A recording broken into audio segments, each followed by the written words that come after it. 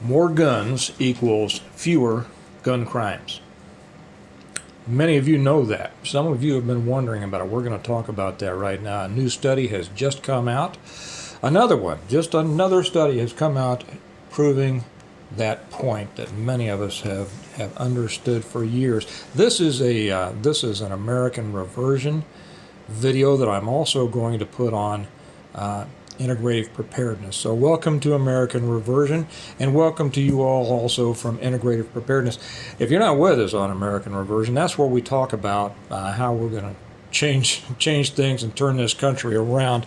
And for those of you on American Reversion, and those of you on others, you can order these too. The new mug, the new American Reversion mug. Rebellion to tyrants is obedience to God. And on the back of it is the saying from Thomas Jefferson, from the Declaration that whenever any form of government becomes destructive of these ends, it is the right of the people to alter or to abolish it, and to institute new government, laying its foundation on such principles and organizing its power in such form as to them shall seem most likely to affect their safety and happiness. There's the author, Thomas Jefferson. And many don't understand exactly what that most likely to affect their safety and happiness. That is EFF, not AFF. It doesn't mean change their safety and happiness. It means bring their safety and happiness into being, to cause their safety and happiness. So there you have it, the new American, and in between there, there's that's nice. You have the 13 stars of the colonies, the 13 arrows in the eagle and the shield, and seemed like there was something else I was going to say. Oh yeah, I made these so that actually this is the one that is, So when you're drinking this, it reminds you of that. And then when you're drinking, these are meant to promote this to other people. This is how we share our message with other people. You know, we've talked about sharing our message, how important that is. So when you're drinking it, the person who's across the table from you will go, "What is that writing on your cup?" And that gives you a chance to start talking about it and make some converts. And now for all the people that said, he just wanted to sell his mugs. Guess what? On American Reversion, we actually try to change things. So that's what we do. And we find ways to do it.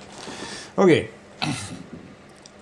Oh, by the way, did I tell you, if you're not with us, if you're watching this on Integrative Preparedness, the link to American Reversion is down below.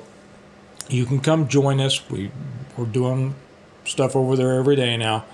And for those of you on both channels, would you share this? Would you like this video?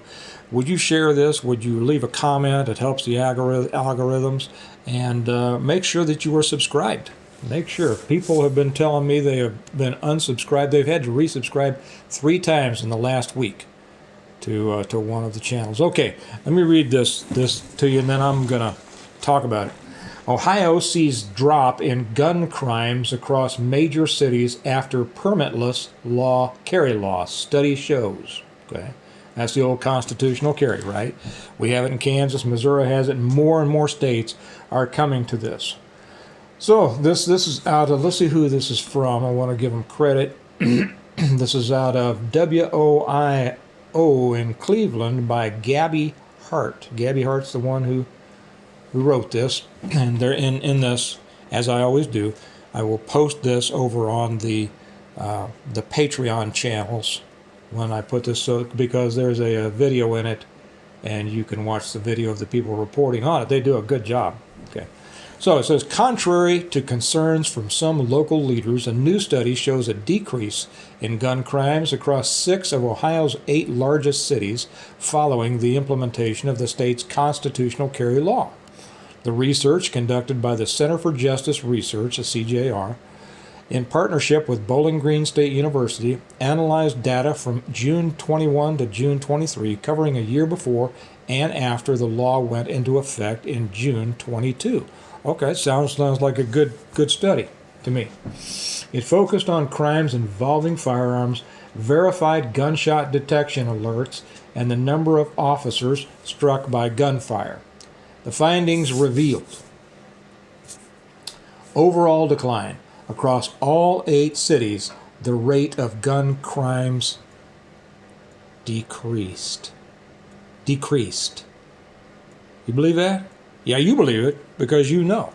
This is one of those things, guys, you're going to want to share with your friends, share with people who don't understand. Okay, a lot of people out there have a position on guns because they don't know, and they listen to scary news items. This comes on the heels of this morning's school shooting up in Iowa, but they listen to these scary things, and their emotional response is just immediate. Oh, you have to get rid of the guns. You have to use these types of studies and these types of stories to help them understand, okay? Help them understand the science. They all wanted to understand, believe the science, right? They wanted us to believe the science. Well, this is science. Significant drops were in Parma experienced the most significant decline, 22%. 22% decline in gun crimes after passing constitutional carry in the city of Parma. Followed by Akron and Toledo, both 18%. Significant decreases in gun crime. Okay, so they go on and they talk about this. You can read the rest of the constitutional carry. You just heard him there.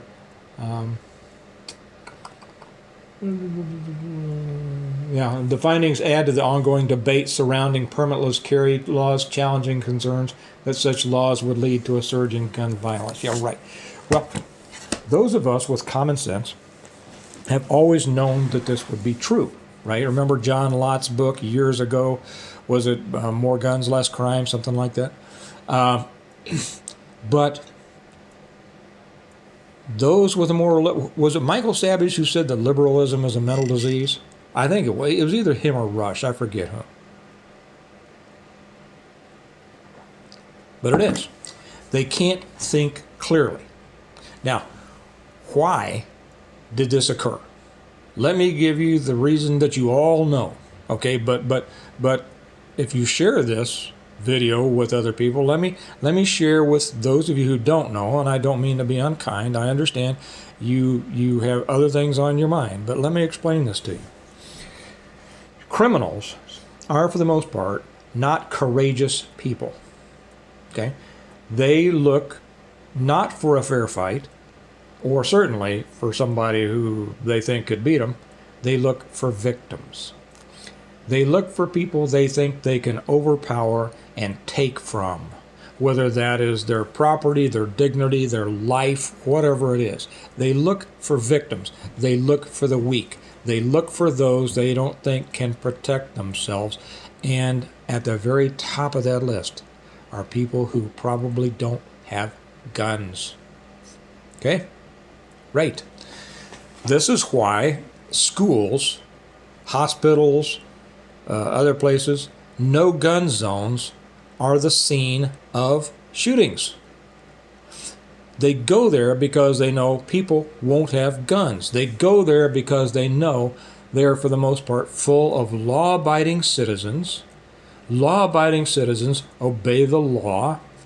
Therefore, when there's a little sign on their door with a gun and a circle through it, they go, oh, I better not bring a gun in there. Therefore, there's no guns in there. Now, sometimes there are, but usually there aren't enough to make a difference.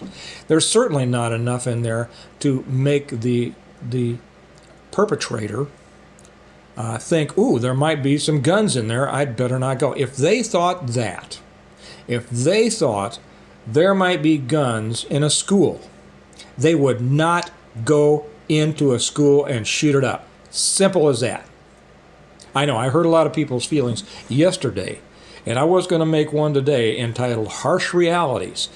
Folks, hey, reality can be harsh, but you know what? Reality is true. The truth hurts, but the truth will set you free if you simply accept it.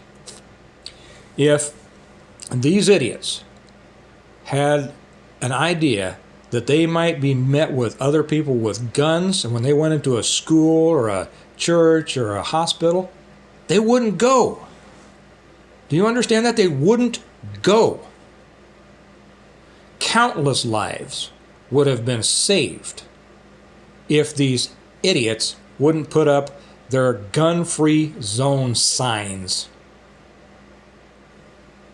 Simple as that. As far as I'm concerned, the people who, and I don't mean to be unkind to those of you who simply as a result of your not understanding the truth, not knowing, you're operating from ignorance, and I don't mean that in an insulting way. I mean that in the true sense of ignorance, meaning you don't know. It doesn't mean you're stupid. It just means you don't have the information. Okay. But those who should, those who put up these signs, the institutions who put up these signs, the government that requires these things, the blood of these victims are on their hands. And you, as citizens, have to stand up and change these things. You have to stand up and take this to your city council, your county commission, your state legislatures. You have to make this as an issue when you vote. You have to make this an issue at the place where you work. You have to make this an issue at your school district. You have to. Because if you don't, nobody will. You see, what happens in our country, what happens in our states, in our counties, in our cities, is in our hands. You may think, now this is a lot of people on the Integrative Preparedness channel will disagree with this. I don't care. It's in our hands, and it has been going the wrong way because not enough of us have been standing up and taking a strong position on these things. The other side jumps up and down and hoots and hollers all sorts of lies and falsities. And we won't even get up and tell the truth in a strong enough voice for people to hear. Well, that's what we need to do. Okay? This study out of Ohio proves it. That unfortunate shooting this morning in is it Perry, Iowa? Little small town, 7,800 people. Those people would probably be, well, I don't think anybody but the shooter was killed. That's still a sad situation. A problemed kid, I'm sure. It's sad. We had a kid here that was murdered by police, as far as I'm concerned, several years ago. He was going through a suicidal episode.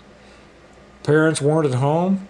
The parents found out about through social media, hey, so-and-so, your son is making, saying things that he wants to hurt himself with. They called the police while they tried to get home. They called the police, please go by and make a welfare check on our son.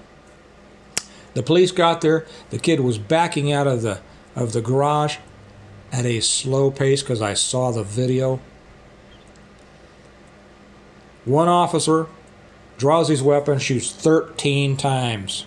He was in just a few feet of the kid. 13 times. The officer was never in danger. He claimed that he was. He claimed that the kid was coming out at a fast rate of speed. That's not true. That was a lie. Officer's name was, I don't remember. Yes, I do, but I'm not going to say it.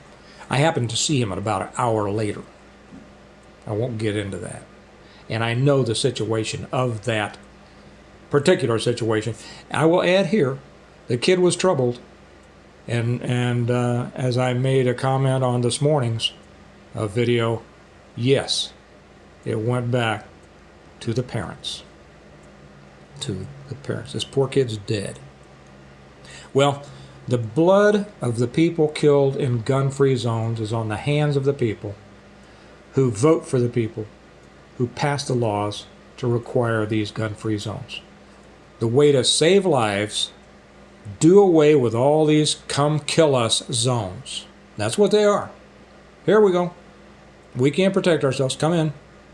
The slaughter zone. Come on in.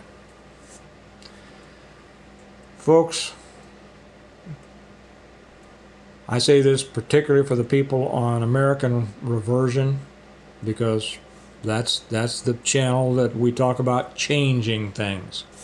For those on Integrative Preparedness, whatever, come join us over there if you would. Get loud. Make the truth known to more people. Because if we don't, some of that blood is also on our hands. Okay? All right. Prayers for these kids up there in Iowa, obviously. Share this video. More people need to understand these things. And do something yourself. First off, make sure that you're safe. Okay? You are responsible for your own safety and the safety of those who depend on you. And then see what you can do about the rest of the world. Okay? All right. You all have a good day. Remember, on American Reversion, America needs a reversion. It needs you to be a part of it. It needs me to be a part of it. It needs all of us to be a part of it. And on Integrative Preparedness, we prepare well today in order to live well yesterday, and preparing well tomorrow. Did I say yesterday? In order to live well tomorrow. I'm talking too fast because I'm ticked. We prepare well today by changing what we can in the world to make it better. Make sense? Okay. Y'all have a good day. I'll talk to you later. Bye-bye.